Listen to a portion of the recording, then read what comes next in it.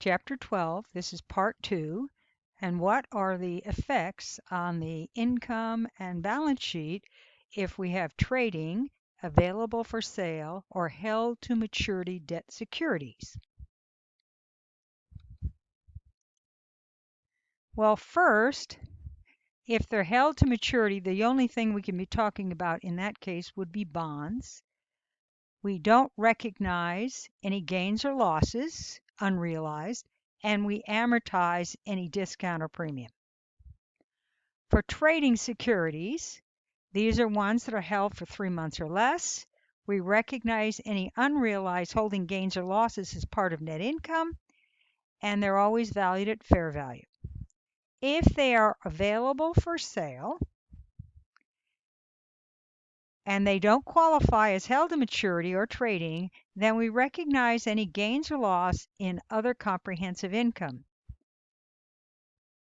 And we treat them at fair value.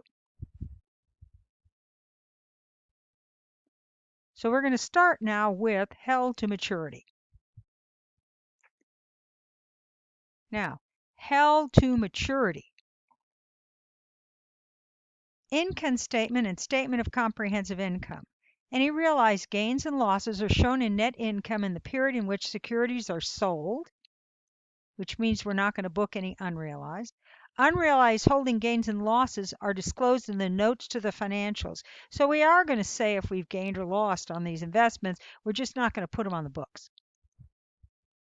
Does not affect other comprehensive income. And on the balance sheet, investment in held to maturity securities are reported at amortized cost, and fair value of those investments are disclosed in the notes to the financials.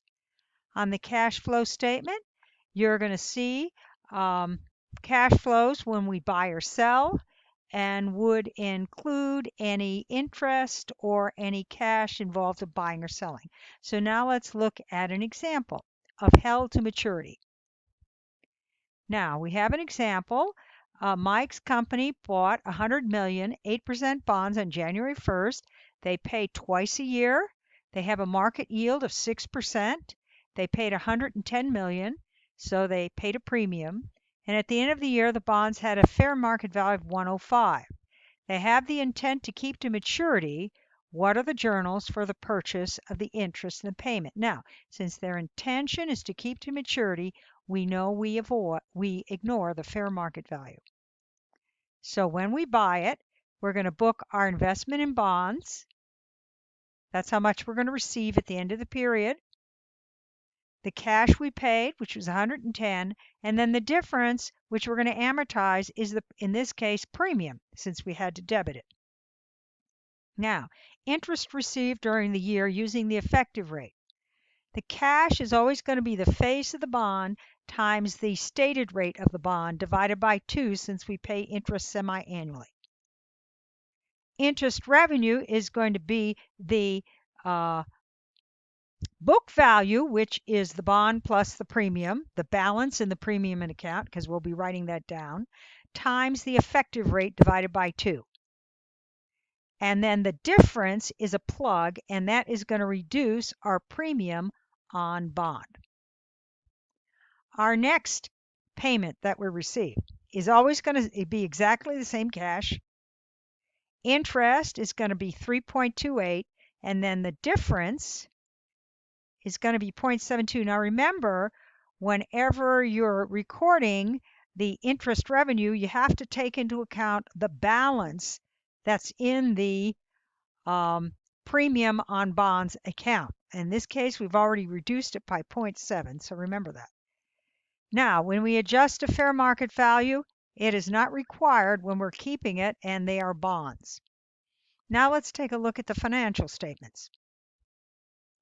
On the income statement, we would see a total of 6.58 interest revenue. There would be nothing in other comprehensive income. On the balance sheet, we would show our net amount, which would be our face of the bond plus the reduction in our premium on bond based on the 2 interest payments we received.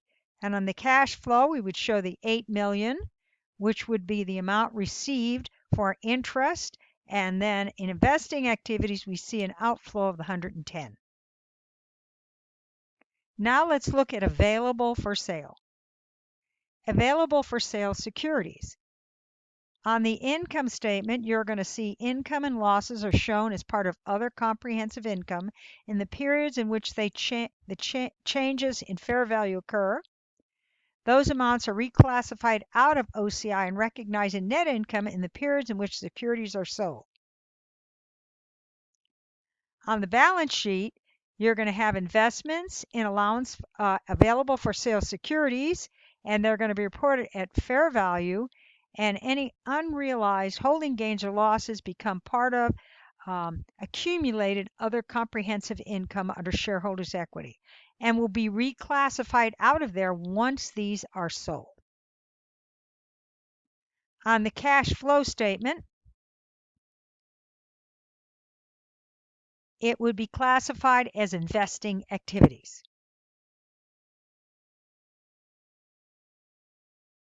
Now let's look at our same example, but we'll assume that they're available for sale securities. We do some of the same entries, except the accounts are different. Okay, in this case, they're not really. So we are going to do our same entries we did last time. However, the difference is going to be that adjustment to fair market value. So what we're going to do is we're going to take the face of the bonds plus the balance in the premium on bonds, which was adjusted by the 0.7 and the 0.72, minus the 105, and so we're going to have a loss on these bonds of 3.58.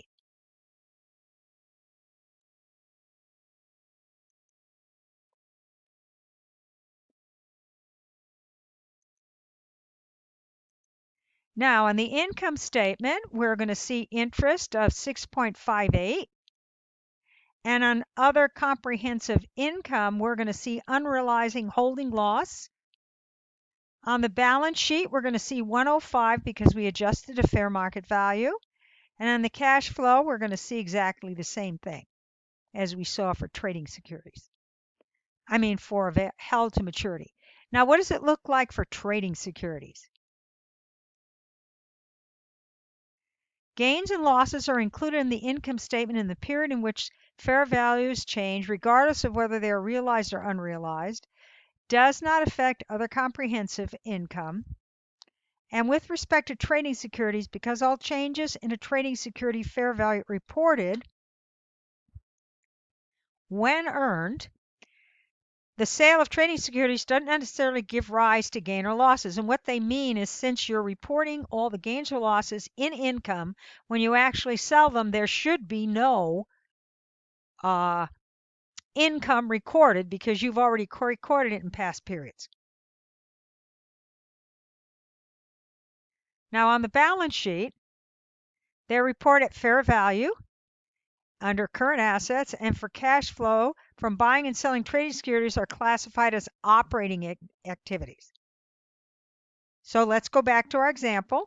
Same one, except now we're doing trading securities. These entries are the same, but the adjustment to fair value is going to be part of net income. And now when we look here on the income statement, we're still going to see interest revenue, but we're also going to see unrealized holding losses. On the balance sheet, we're going to see 105 because that's its fair market value. And on the cash flow, it's all going to appear as part of operating activities. That concludes this presentation.